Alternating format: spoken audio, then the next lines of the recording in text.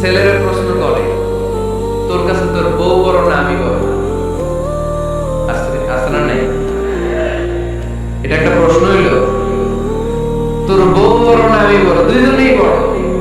এক ছেলে সুন্দর উত্তর দিচ্ছে, আমার কাছে ভালো লাগছে উত্তরটা, শোনো।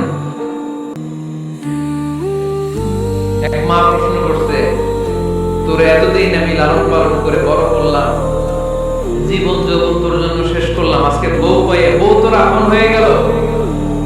এবার ছেলে উত্তর দিচ্ছে, মা, আমার মুখ থেকে মা ডাক শোনার জন্য তুমি কি কষ্টটাই না করছো জীবনে।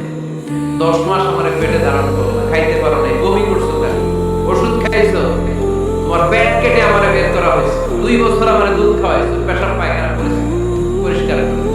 বয়স যখন 3-4 তখন তোমার আমি মা ডাকছি, এই মা ডাকটা শোনার জন্য তুমি এত কষ্ট করছো। আর আরেকবারের মাইয়া এই ঘরে আইসে তোমার মা ডাকা শুরু করছে। যেই মেয়েটা তোমার মা ডাকে